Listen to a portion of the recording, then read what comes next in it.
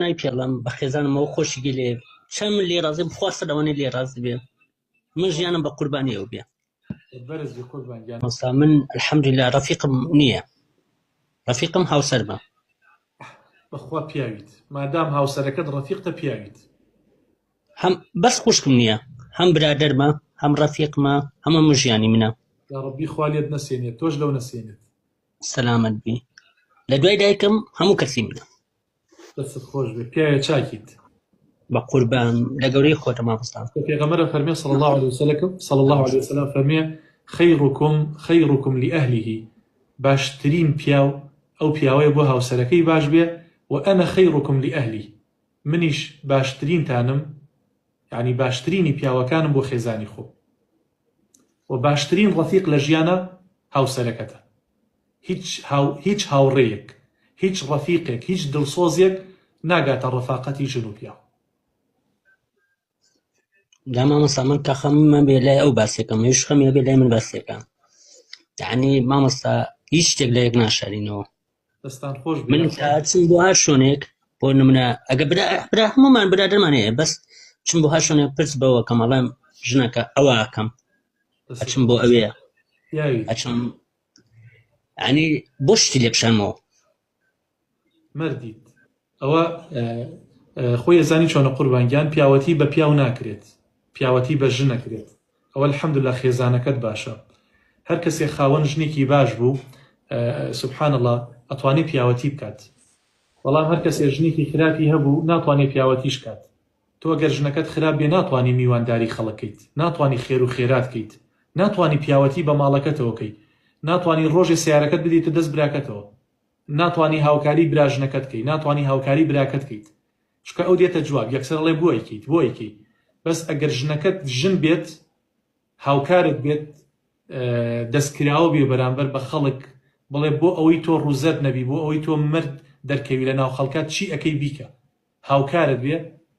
ئەو کاتەی تر پیاوەتی بەوە کرێ بە تۆ ناکرێ قوربانگیان بەختەوەر بێگومان سەلامەت بی من ئەرەوە نای پێڵم بە خێزانمەوە خۆشی لێ چەم لێ ڕازی بخواستە لەوانەیە لێ ڕازی بێ من ژیانم بە قوربانی ئەو بێ بەرز بێ قوربانگیان ئەوە ڕەنگە خەڵکانێ بڵێ ئەوە مونەرمیە نا ئەوە گەورەترین پیاوەتیە قوربانگیان ئەوە گەورەترین پیاوەتیە پێغەمبەری خوا صلی الله عليه وسلم هاتە مزگەوت فەرمووی لقد طاف بآل محمد الليلة 70 امرأة كلهن يشتكين أزواجهن الضر فەرمووی ئیمشەو حەفتا ئافرەت باشە حەفتا ئافرەت هاتوونە شکاتیان لە پیاوەکانیان کردو پیاوەکانمان بۆمان خراپن لێمانەدەن فەرمووی پێغەمبەری خوا صلی الله عليه وسلم فەرمووی ئولائیکە لەیسوا بخیاریکم ئەوانە باشترینتان نین باشترینتان ئەوەیە بۆ خێزانەکەی باش بێت یعنی ئیمامی عومەر چەندێ پیاوێکی سەڵب بوو پیاوێکی چۆن بڵێ تون و پیاوێکی ئازا و مرد بووە یعنی کەس نەیوێراوە چۆن کات جورئەتی ئەو کاسەی ناوی چاوی کات یعنی کەس نەیوێراوە ئەوەنە پیاوێکی مرد و ئازا و قارەمان بووە بەڵام لەگەڵ ئەوەشە پیاوێکی زۆر نەرمونیان بۆ بەرامبەر بە خێزانەکەی زۆر باش بۆ خێزانەکەی کەواتە باشێتی پیاو قووەت و هێز و قارەمانی پیاو لە باشێتیایەتی بەرامبەر بە هاوسەرەکەی من وا ئەزانم ئەوەی هاوسەرەکەت بۆتەکە هیچ کەسێ لەسەر ئەمە زەیا بۆت ناکات یعنی ئەو کوتلەیەکە لە ڕۆح لە پارچە گۆشتێکە ئەم پارچە گۆشتە یعنی لەگەڵ ڕوحی تۆیە ئاوێتە بووە لەگەڵ ڕوحی یەکتریە ئاوێتە بوونە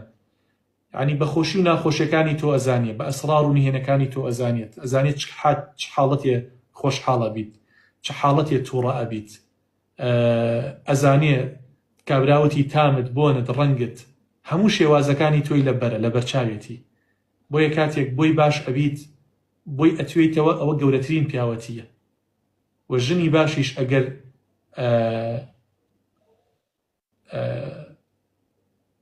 ژنێکی چاک بێت یعنی پیاوەکەی وەکو ئەیهێنێتە شوێن کەس و کارەکەی یعنی چۆن ڕێز و حرمەت و قەدر و شکۆ لە کەس و کارەکەی ئەگرێت ئەبێت دەقات ڕێز و شکۆ قەدر و حرمەت لە پیاوەکەی خۆی بگرێت ئەبێت قەرەبووی هەموو کەس و کارەکەی بۆ بکاتەوە هەم پیا و خزم و کەس و کار بەجێهێڵێ هەم ژینش خزم و کەس و کار بەجێهێڵێت بۆیە ئەبێ لەگەڵ یەکا باش من تۆش نمونەیەکی زۆر زۆر جوان و پاکیت یەخوا سەربەرز بی قوربانگیان بەساقەی تۆ مامۆستاگیان با لە کاتی